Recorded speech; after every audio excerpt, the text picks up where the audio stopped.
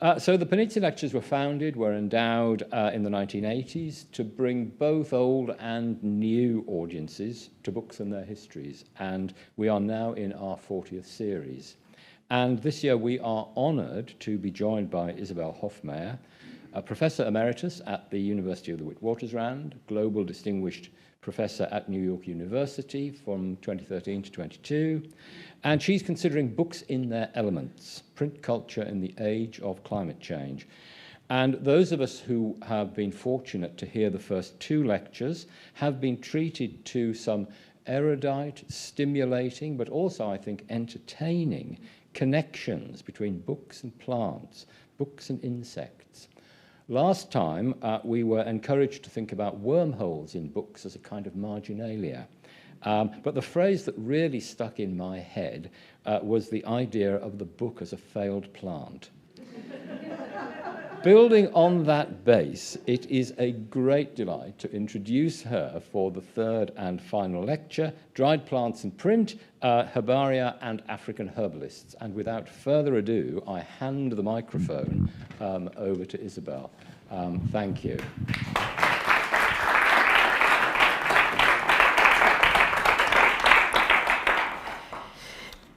Thank you, David, for that introduction. And let me just reiterate some thanks to David Pearson and the Committee Council. My thanks for the enormous honour of this invitation. Thanks to Catriona Gurley, who assisted me last year.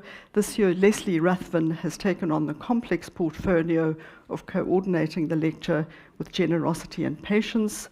I'm very fortunate to have a South African support team, as several people have travelled specially to be here. Thanks to my sister and brother-in-law, Elise and Kevin Tate. It's a special pleasure to have their son, Brian Tate, who's flown in for the last two lectures. My friend Barbara Buntman has likewise flown in for the series. It's also a great pleasure that my twin brother, Jan Hofmeyr, is here, as are Nick Hofmeyr and Sandra Palencia Hofmeyr. Finally, thank you to everybody in the audience for coming and to all who've joined online. A few acknowledgements. Thanks to Linda Murray for botanical advice, to the Nelson Mandela Foundation Archive, to Zahira Adams Ngwepe at the National Archives in Pretoria, to the South African National Biodiversity Institute and the Smuts House Museum. Also, just a quick recap, the lecture series investigates books in the elements and argues that we need to think about natural phenomena like air, fire, water, plants, and insects as part and parcel of books and printed matter. Books, along with the elements, constitute mixed media configurations. So the first lecture we looked at plants and prints, then we moved on to insects, and now we return to plants, but this time pressed plants. So one of the small joys of working in an archive is chancing upon an actual object while plodding through text-heavy files. A swatch of fabric, a label of tinned condensed milk, a theatre ticket. From time to time, one of these objects turns out to be a bit of dried plant. So as you can see there, a half-eaten leaf is taped to a letter from an exasperated white gardener asking the entomology department to identify the insect responsible. Elsewhere, white farmers post in specimens of plants which have killed their livestock, requesting identification. In some cases, as we saw in the last lecture, the offending insects, dead or alive, in tins or matchboxes, or in some cases sketched, accompany these missives. I begin with these snapshots since they register the entanglement of plants and the colonial state. They suggest how plants are conscripted on His Majesty's service, how they are governed and at times deployed as models in miniature for colonial governance itself. At the same time, these vignettes remind us of the impress of plants upon the state, not least in the vast amounts of documentation they occasion, whether commissions of inquiry on tobacco, citrus, or agricultural labor. There are also the rafts of paper that followed plants as they crossed colonial boundaries. And this is just a very small cross-section. You can see, certificates of inspection, inspection of plants in transit, and so forth. So on ships and in customs warehouses, plants sprouted, shriveled, and rotted, calling yet more documentation into being as vegetal vitality encountered bureaucratic doggedness. So this lecture offers 3 short case studies of plants pressed into service. The first examines a pamphlet advertising traditional and herbal. The first examines a pamphlet advertising African traditional and herbal remedies, which would have involved using dried plant matter. The second explores herbarium sheets, and the third discusses works of art drawn from my own creative practice. These use plant matter for printmaking. I argue that while these are all cases of plants bent to human ends, the plant itself plays some role in how it is represented, whether through its shape or morphology, its biochemistry, or its mode of reproduction. We can think of these plants as active ingredients, imprinting themselves directly and indirectly on the texts and images I'll discuss. So put more plainly, the lecture explores how plants generate or shape human texts. So in pursuing these cases, I draw on the emerging field of plant humanities, which urges us to move away from considering plant life in the abstract to focus on actual plant lives. I take this advice, and in the first 2 cases, I focus on one species, Commelina africana, or Idangabane in isiZulu. The species features in the first and second case studies, on the pamphlets and the herbarium sheets. This plant is a perennial spreading herb indigenous to Southern Africa, widely recognized for its medicinal properties. Important for our purposes is the fact that the plant has mechanisms for reproduction both above and below the ground, so that even a scrap of root will enable the plant to reproduce. The species is hence noted for its apparently miraculous capacity to return from the dead, a feature captured in one of its Afrikaans names, Kan nie dood, can't die. So let's begin then with our pamphlet, which I encountered first in a file in the State Archives in Pretoria entitled Native Medicine Men, covering the years 1940 to 1941. The isiZulu pamphlet advertises the remedies of a man, Mafavuke Ngcobe, who ran a large muti or herbal medicine mail order empire from Durban, and just a map for non-South Africans. Muti, which is M-U-T-H-I, is a Southern African term originally derived from the word for tree or bush, referring to plant-based medicines, but now a generic term for any kind of medicine. So in addition to this mail order business, Ngcobo maintained a substantial retail outlet, which would have looked very similar to this one, also in Durban, which advertises itself as the House of Medicines. So the pamphlet formed part of a file containing the proceedings of a prosecution against Ngcobo, and this trial had been engineered by white pharmacists in Durban, themselves trying to muscle in on the lucrative muti market and seeking to prevent African practitioners from using Western biomedical procedures and requiring them to limit themselves to traditional remedies. We have no existing image of Ngcobo, but there has recently been a filmic reconstruction of the case entitled The Crown Against Mafavuke, and here is a still from that film. The 4-page pamphlet itself is a kind of textual apothecary, a compilation of some 36 remedies that can be ordered by post. Like much popular medical advertising, which both in South Africa and elsewhere provided much of the income for newspapers, it covers a host of conditions and illnesses so that the customer can spot their affliction and self-diagnose. As you can see here, in the banner of the pamphlet, it foregrounds obviously Ngcobo's name, followed by the tagline, "The Native Medical Scientist." It includes contact details and instructions, write and explain your illness to him, followed by this sentence, "Umafavuke njenge dangabane," he who died and rose again like the dangabane plant. On the left over here is a kind of logo, which is an image fairly accurately rendered of the idangabane plant, with a short explanatory paragraph alongside explaining that, like the plant itself, the remedies advertised here will revive even those who have, quote, become a bag of bones. And that is the translation from the court record. So many Zulu readers in Natal would have recognized both the plant as a medicinal herb and this phrase, "Umafavuke njenge dangabane," and they would have recognized that line as coming from the praises of Dingiswayo. Very briefly, he was the mentor of the famed 19th century Zulu leader Shaka and a key player in the politics of the formation of the Zulu Empire. And my thanks to Liz Gunner and Hlonipha Makwena for pointing out that this phrase comes from Dingiswayo's praises. And Liz Gunner, in fact, had intended to be here, another one of the South African support team, but alas, she was unable in the end to make it.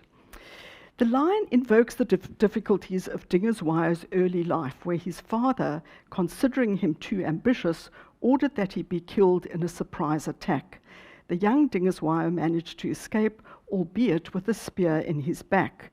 On his father's death, he returned to claim the chiefship, the scar acting as proof of identity. In the praise name, this miraculous resurrection is likened to the tenacious capacities of Idangabane. So, through invoking the praise name in his pamphlet, Ngcobo compares himself to Dingiswayo, like him, overcoming very difficult and testing circumstances. So just the ruderal capacities of Dangabane, and ruderal very briefly, means a plant that can establish itself quickly on waste or disturbed ground. So this capacity really summarizes how Ngcobo had to operate in this disturbed ground of white colonial rule. Now, the praise name is obviously a simile. Okay, it's he who died and rose again, like the Dangabane plant. And in this simile, the plant appears to assume a secondary place, acting simply as a type of generic symbol to betoken the resurrection of Dingiswayo. The secondary status is captured in one gloss on this line, which indicates rather blandly that Idangabane is, quote, a plant which withers and recovers again. Yet, in the context of this mail-order pamphlet, the balance of the simile between person and plant changes. So, in addition to being represented in a realistic illustration, the plant is mentioned 3 times in the banner. In the context of the medicinal pamphlet, its healing properties are referenced. So, moving out of a generic shadow, the plant and its tenacious reproductive capacities and biochemistry are foregrounded. So the shift in the plant-person balance is apparent elsewhere in another version of Dingiswayo's praises, which I came across on the internet. So the site fashions itself as a storehouse or archive of Zulu traditions, and the first subheading reads, Incazelo ya Dangabane, the definition of Dangabane. The section then actually begins with the praises of Dingiswayo, but then veers off towards the end of the paragraph to focus attention fully on the plant.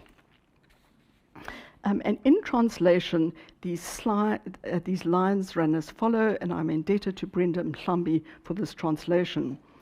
And, we can read it together. This weed is very stubborn. You may pull it out today, but if you did not remove it from that place, the following day you will find it having taken hold again, and it will once again live and grow. The Dangabane is called Commelina africana in scientific language. In English, it is called the common yellow Commelina. The Afrikaners call it geel eendagsblom. In Sesotho, they say Kotswana or Tabula lefalo. In Dangabane, everything is used, from the leaves to the pieces of this grass. So in this text, dingus wire actually becomes secondary to the plant, which features really as the main protagonist of the piece. So, and as you can see here, just to give you an idea, the praises of dingus wire are sandwiched between the title of the piece, which I've highlighted, and then the praises of the plant, which I've highlighted at the bottom. So in between are the praises of dingus wire, who is in effect bracketed by the plant both above and below. If we add in the image of the plant on the left, he's hemmed in on three sides by this Commelina africana. The plant appears then as praiseworthy as the chief himself. Both, of course, as you can see, are outdone by the fast food advertisements, but that is a story for another day. But back then to Ngcobo's pamphlet. For those who received the pamphlet and decided to buy the wares offered, the document did more than simply convey information. Instead, it formed part of the therapeutic chain through which traditional healing operates. In such healing practices, it is not simply a matter of the medicine taken. Instead, therapeutic power resides in a sequence that draws together the plant, where it was collected, as well as other substances used in medicines like ochre or animal products, the healer, the patient, and their dreams, which are generally considered as ancestral messages. So for customers of Ngcobo, the medicine received in the mail did not work alone, but was a member of an imagined team distributed across a number of agents. You know, Ngcobo himself, the locales from which the herbs had been gathered, the dreams, the signs, the ancestral messages, and so on. So the pamphlet then also joins this, or forms part of this assemblage, and in this model, healing power is a type of relay in which the capacities of each agent accumulate. So the plant forms part of the sequence and registers in the pamphlet not simply as a simile, but much more as an active ingredient.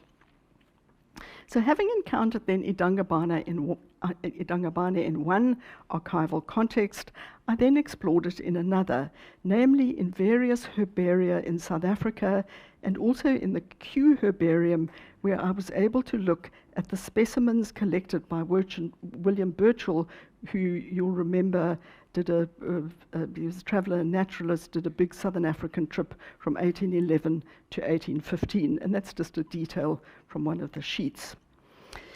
So how might one read these dried plant specimens?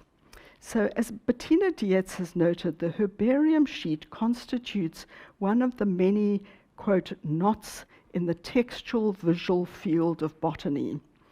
Along with its close cousin, botanical illustration, the herbarium sheet constituted an important botanical technology. In an age when it was difficult to transport live plants by sea, botanical illustration and pressed specimens were important. They extracted plants from their settings, made them portable, and hence accessible to scientists in imperial metropoles. These technologies constituted but one of the many strands that made up the violent shuffling and reshuffling of biota and bodies that European empires precipitated. So both botanical illustration and herbarium sheets functioned as specimens, but in somewhat different ways. Botanical illustration, and especially sort of earlier examples, often represented an aggregate or a composite of a species rather than an actual plant. And I think that's what's going on in this illustration from 1805. By contrast, any herbarium sheet shows the plant itself, although pressed and dried. The dried plant matter for the dried garden, or hortus siccus, the original term for a herbarium, is then specimenized through a number of strategies. This will often include the orientation and perspective, which provides often a front view of the plant, similar to botanical illustration. And the pressed plant matter then is further specimenized by a galaxy of miniature texts that surround it. These will include details of where, when, and by whom the plant was collected, stamps of the hosting herbarium, notes in pencils, maps. You can see in the middle image at the top left, tags, stickers, drawings, tiny envelopes, which have little seeds sometimes and little bits of flowers. And much more recently, the name or initial of the person who's done the mounting of the pressed plant. So yet while specimenized, each herbarium plant asserts its individuality through a stubborn materiality.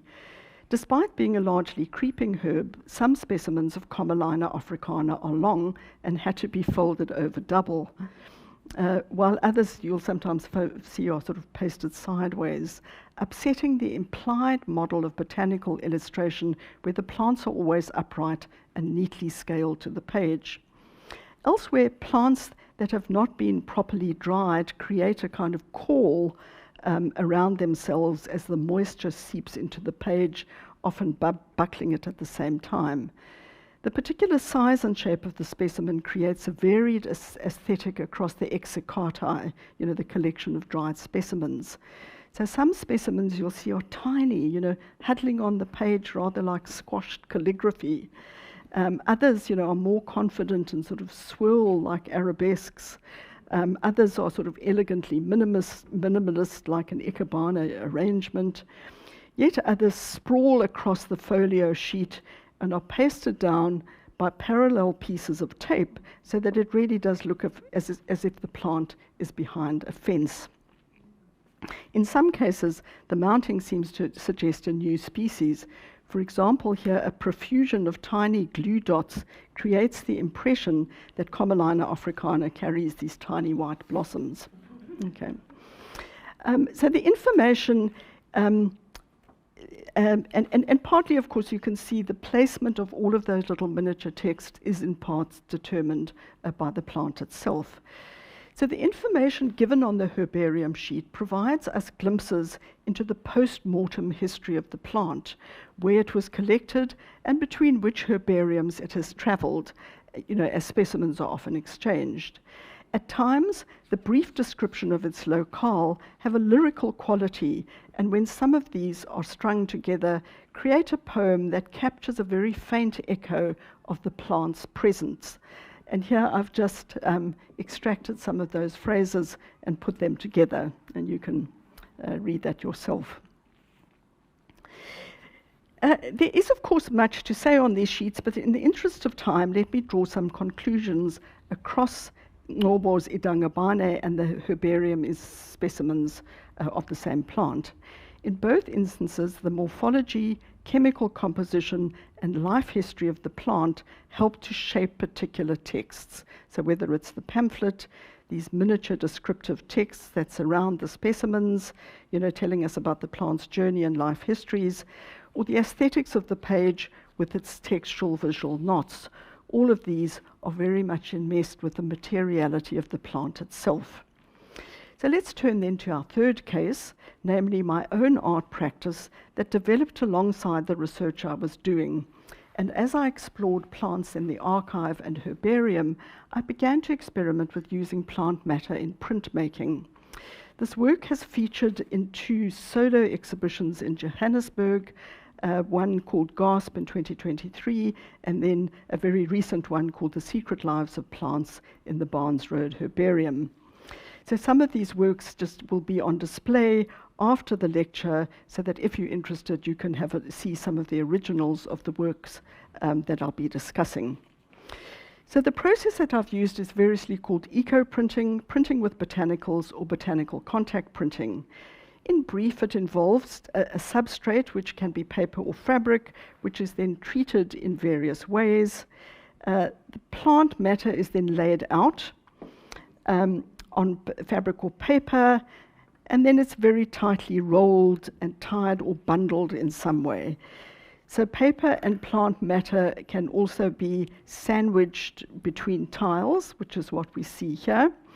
And as this is a form of printing, these various methods are designed to create a very close contact between the plant matter and the substrate. So the next step is to apply heat, either through steaming or boiling, which you do for about an hour, and then that heat helps to transfer an image of the leaf onto the substrate. So one absolutely magical aspect of this process is opening up one's bundle.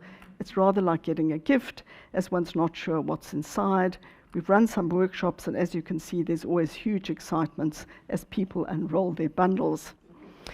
So I've been doing this process now for 3 years, and during this time have learned some lessons. The first of these is that, rather like life, you never know what's going to happen. So in this process, not all leaves work, and so you keep experimenting. You start to get a sense of leaves that work well, and things then proceed smoothly, and one is soon lulled into a sense of complacency, believing that you've got everything sorted. However, as with life, one is soon chastened. And just here is an example. In this case, I worked with leaves from a Grevillea robusta, a silver oak, and initially got the outcome on the left and was very pleased with myself. However, not long afterwards, with leaves from the same tree, I got the result on the right. And such different outcomes are, of course, hardly surprising. Leaves are organic units, each with a slightly different chemical vocabulary, each with its own secret life. So this idea of the biochemistry as the secret lives of plants animated the exhibition, which was held in Johannesburg, as I say, quite recently.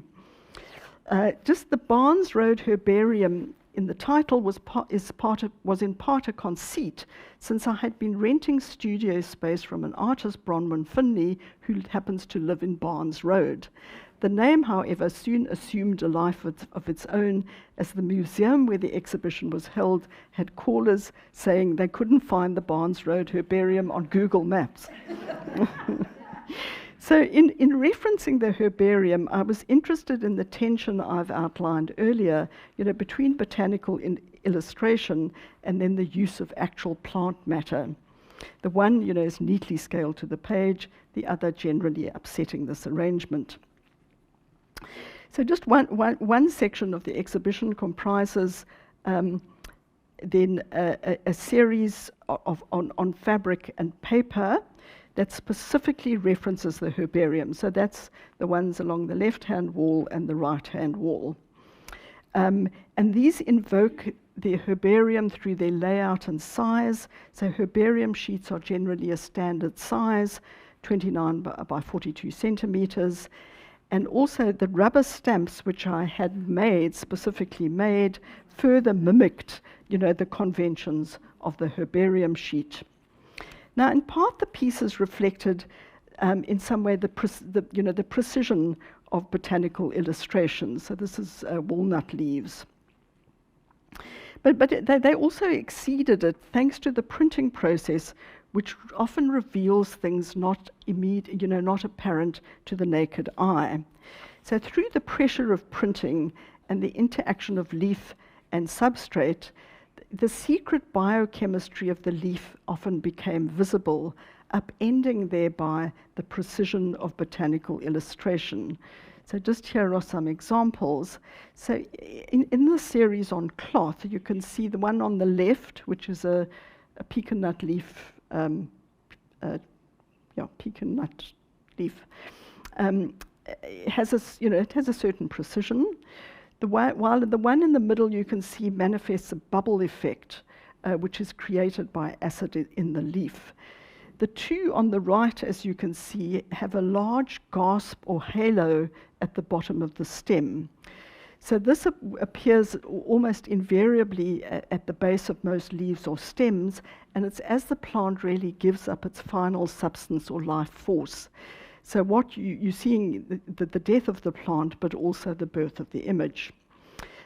Here just is a further image of that bubble effect created by the acid with the gasp or the halo. Leaves that are high in tannin are useful, but can produce an unpredictable range of colors depending on how the substrate is treated. So just the remainder of the exhibition comprised pieces on paper, just one example, and then this in the foreground. And these accordion fold pieces are often incidentally just considered as a type of book, known sometimes as leporellos, named after Don Giovanni's servant in Mozart's opera. Well, you'll remember in the catalogue aria, he, in some, in some performances, he folds out this extensive accordion book listing Giovanni's thousands of paramours.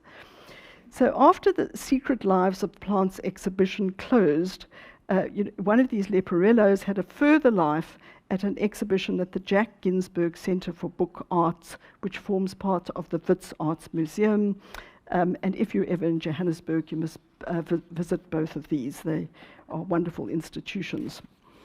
But back to the exhibition, where there were also large fabric works, and again the material feature of the leaf, whether its shape or chemical profile, played an important role in determining the design. And as you can see in the piece on the left, that gasp or halo becomes central to the overall effect. So as I became drawn into this process, I began to pay much more attention to trees and plants, always on the lookout for particular species in accessible public spaces. I also started traveling around with some pruning shears in my car and sometimes a small step ladder so that I could stop and collect leaves if I spotted a particular kind of tree. It is, of course, somewhat unusual to see someone on a pavement on a step ladder cutting leaves. And almost every time I do this, a pedestrian will stop and engage me in conversation about whether I'm collecting leaves for muti. I have hence had fascinating muti conversations with passers-by, mostly working-class black South African, who are the people most likely to be on foot, because the middle class is always in their cars. So one story is worth retelling. A friend is a member of the Johannesburg Country Club, and she's taken me there from time to time to collect leaves. So one day we were cutting leaves, and a very stern-looking security guard strode towards us. We were expecting to be upbraided, but instead the security guard asked us if we were collecting leaves for muti and offered to show us the best trees and shrubs to use. Okay. So after several of these muti encounters, I started to realize that my objectives were very similar to those who were collecting plants for medicinal purposes, like the pedestrians I met or earlier figures like Ngobo. We were both interested in seeking out plants with particular chemical profiles, me for creating art, they for healing purposes. Botanists, too, often apprentice themselves to the biochemistry of leaves. So we're already trying to understand something that humans have long been trying to do, namely gain some insight into the secret lives of plants.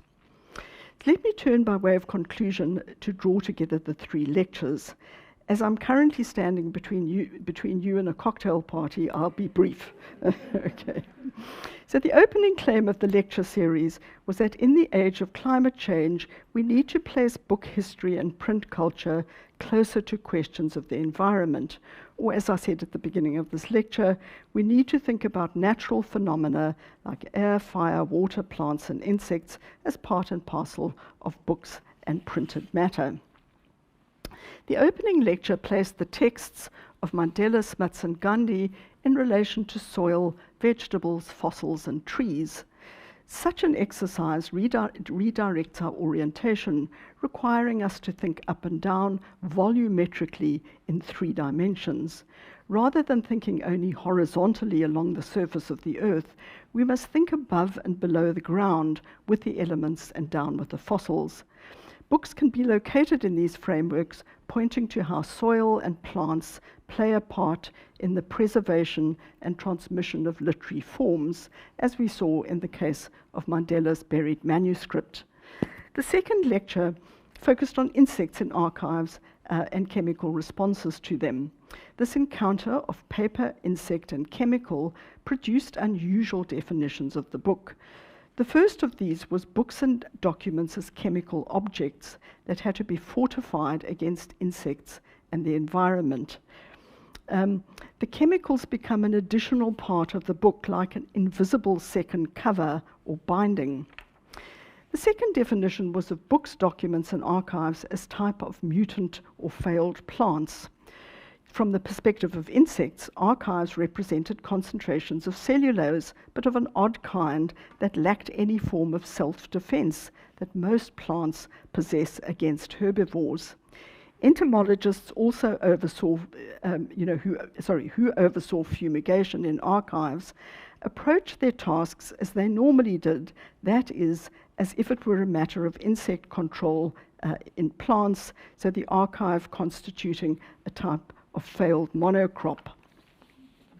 A third view gave the upper hand to insects and saw the book as something transitory and ephemeral, especially in the face of white ants. The lecture this evening has explained plants in, on, and off the page. How do the complex and secret biochemicals, lives of plants, manifest themselves in human media?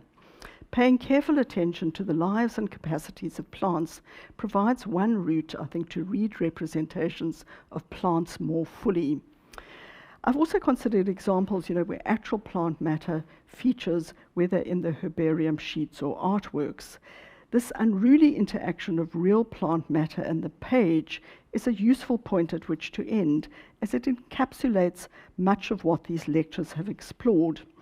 In brief, I've asked how we might put together that most human of measures, the book and the page, with the vast sweep of plant, insect, and elemental time. Both the outside and the inside of the book have been shaped by these elements largely to keep them at bay. So covers and bindings are meant to keep out the elements and protect the interior. The inside of the book, namely its text, will inevitably include some form of narrative, concerned always with human time and human measurement.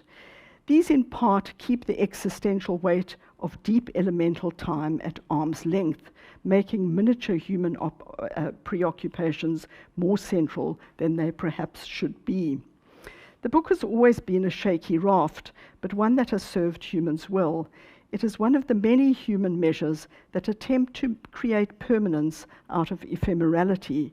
In the age of climate change, as permanence recedes and ephemerality takes hold, the book will become shakier, but it will remain a raft on which many of us will continue to rely. Thank you.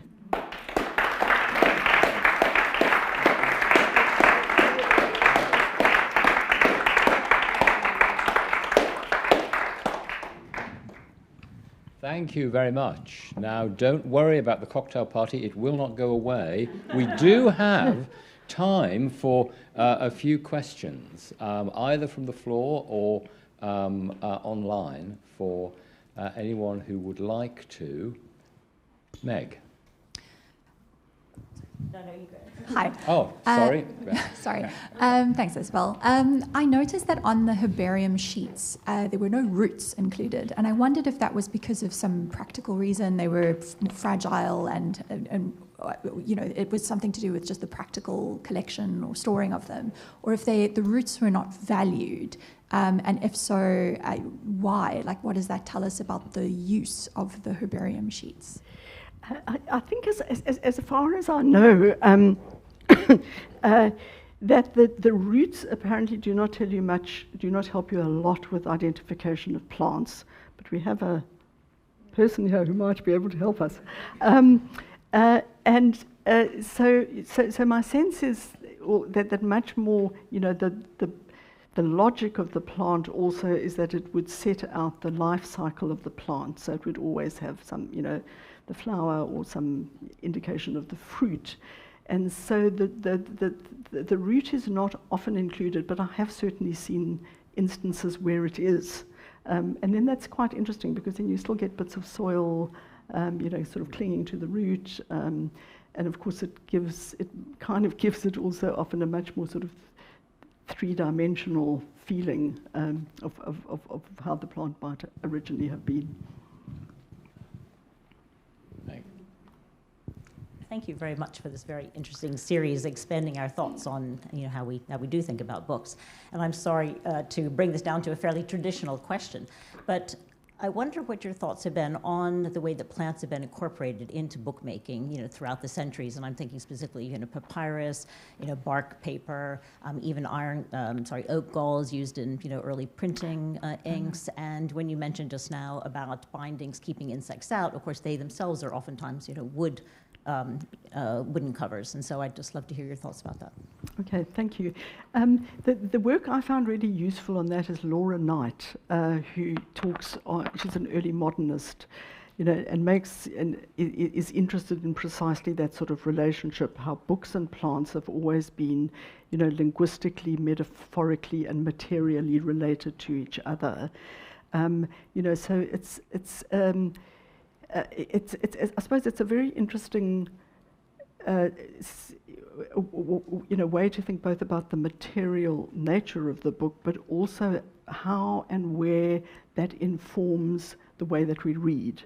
So that's where I found that Joshua Calhoun, particularly useful, because he's then looks at early modern readers and the way that they took account of the material nature of the page, where the material for that page might have come from, the kind of the kind of creatures that might be embedded in the paper, and so I think that. But it seems to me, Joshua Calhoun then makes the point that modern readers, in his view, don't really read this way. But I think, in fact, with the rise of digital media, there's a return of that mode of reading, where you think a lot more, where has the screen been made? What precious minerals have been used? How have they been mined? What has been the logistical chain? What is the sort of potential carbon footprint of the surface on which I'm reading? So I think that kind of mode of reading is returning with much more attention to the substrate and what that means. Online? Thank you, Isabel. Actually, I think you've very thoughtfully just answered this question, but let me read it to you and you can say if you have anything else you'd like to add. This viewer says, thank you so much, Isabel, for a wonderfully thought-provoking, scholarly, and witty set of lectures. You have really highlighted the materiality of books, and I wonder if you have any thoughts on the increasing prevalence of ebooks and the Kindle and the implications of these for the future of the way we read and think about books. Okay. So I would just, reiterate. I think it is, obviously there's a huge amount of work on this question. I don't particularly work in this area. But I think, the one argument always is the argument that Leah Price has set out so clearly, that there's no point really in making binary oppositions between media, because that doesn't really help us, and what is much more interesting are the divisions within media. And also, of course, this idea that one media very seldom sort of destroys another, and that media then find different kinds of niches, so all of that stuff is quite well known. But I think it would be, there is quite interesting work also where people thinking about the carbon footprint of publishing in general, the carbon footprint of book production. And again, it's not an area that I particularly work in, but it does seem then to be a very interesting set of debates. Also then, what is a sustainable book production practice? And obviously libraries also take up many of these kinds of debates. Yes. Thank you, Isabel. You talked about these books which are so, in a way, directly linked with plants and insects, but I wonder if you think back, for example, on your work on Bunyan and Pilgrim's Progress in its journey across languages and people, what would happen if you thought of plants and of that in relation to plants, insects, maybe medicine? Are there stories that come together or things that become visible that beyond the text, the languages, the translations, I mean, thinking for those of us who don't necessarily work with, but we're thinking of books, but how can we think the plants and insects even with books that are not directly about them? It's something I haven't really thought about in great detail, because it's, I've looked at these fairly rooted sort of case studies in this series of lectures. But I suppose it's a really interesting question about how it's partly a question then of plant diaspora and plant migration. So obviously you have this massive movement, of biota bodies with European empires. And of course, I suppose some of those plants become like megastars, and orchids, tulips, all of those sorts of things, and drive, of course, this, what Michael Pollan calls the botany of desire. And I suppose, but trying to think about that more in a sort of global south kind of context, I suppose the interesting thing there also is the plant migrations within, say, amongst indentured labourers, and that's a theme in some of Amitav Ghosh's Sea of Poppies. There is, I suppose, also plants then become a kind of form of a popular archive, that people see it as a very potent form of memory. I suppose there's a lot of work now also trying to think about the literary forms that cohere around monocrops like sugarcane. So that would be another kind of way that one would be thinking then about the massive circulation of these plants and how that plays out. So it's some very vague thoughts. Very vague thoughts. One more online, I think. Do you think in the case of the herbalist and the plant called Dungabane with the name Mafavuke, you have a case of indigenous archiving as distinct from colonial archiving? So two knowledge systems coexisting. Yeah, I do think, I think that is very much the case, and I do think that plants certainly are a kind of popular archive. In doing this work, I also then one day got into conversation with somebody on my own university campus about plants. And I was again, I think, gathering leaves, and so we had this sort of moody conversation. And then she mapped out for me her map of the campus, which was marked by plants that were good for medicinal purposes. I mean, I've been at that university for longer than I care to think for, but a long time, and I had never thought about that as a system of knowledge. I looked at plants as decorative, creating interesting vistas, but I never thought about that. And that's a very good example. So within the knowledge structures of the university, there's this whole other kind of knowledge structure going on. And I think it is part of a sort of elemental humanities in a way, or environmental humanities. The other thing, I've done quite a lot of work on oceans and water is a very potent form of popular memory. So many, ideas of, the ancestral formations, water deities, all of those kinds of metaphysical beings are associated with particular kinds of water. So the water, in fact, then does this work of retaining that memory. Thank you. Last one. No. Thank you very much. I thought it was fascinating, things I've never thought about before, and very thought-provoking. I wondered whether you might want to, what I was thinking of was extinction, and how, we think increasingly about extinction and extinction-level events, and how that related to the life of the plant in the book and the life of the book. Yeah. It has... I mean, the question of extinction obviously has very much brought herbariums back into the picture, because they are one source of information by which you can track changing patterns of biodiversity.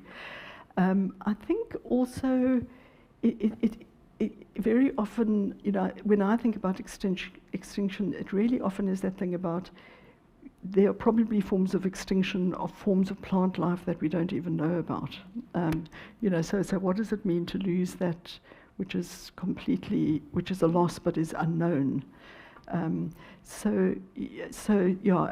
think, and it is very much the sense of plants being under pressure, in all sorts of ways. I mean, the pressure that I'm talking about here was the pressure of printing, but very often I think, the long-term effects of imperial expansion and the kind of forms of extraction that went along with that, have been the large motors of extinction.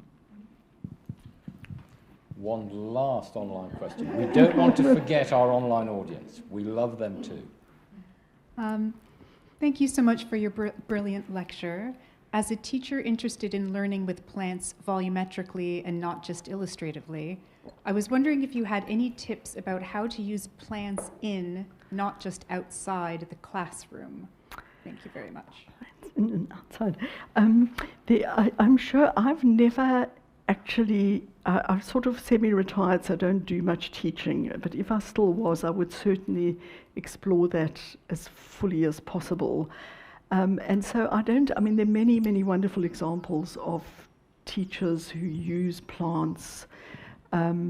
There's a fabulous piece actually by a scholar called Dorothy Driver on all the plants in Olive Schreiner, a South African writer, and so that would also be completely fantastic to actually go look at some of those plants and talk about them in both on and off the page. I think would be the really interesting.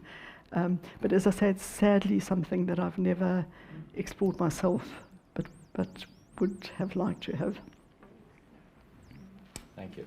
I sense our time in this room this evening does need to draw to a close, but we do not yet have to part because through the kindness of the British Library there is indeed a little reception just down the corridor there, to which you are all warmly invited and warmly encouraged to attend. And there's also the opportunity there to see some of Isabel's artwork, which she illustrated on the screen for us. And if you have your diaries to hand, please don't forget next year's series of Panizzi Lectures, same time, same place, when Dimitri Gutas from Yale University will be talking to us. But before I let you go, our last task, of course, and our very pleasant one, is to say a very warm thank you to Isabel for a wonderful series. I think, the breadth and the keeping coming of the questions tonight was a sign of how much people have enjoyed and engaged with the lecture. You've given us a wonderful series. You've taken us through statesmen and insects and plants that are very hard to extirpate, and all kinds of things. And I talked in my introduction about erudition and scholarship, but also entertaining, and the professionalism of your delivery is much appreciated. But some of the questions tonight have mentioned provocation, and I think you have provoked us to a certain extent to think differently about relationships between plants and books, and to look for connections, to think about connections between things that perhaps we haven't thought about in quite that way before. So I'm sure we will all go away and reflect on the things that you've brought out for us. I personally, I don't think I'll ever forget that image of the book as a failed plant. I think, and clearly books have something to learn from that thing that you had on the screen tonight, but seriously, it has been wonderful, and thank you very much again for a wonderful series of Panizzi Lectures. Please. Thank you. Thank you.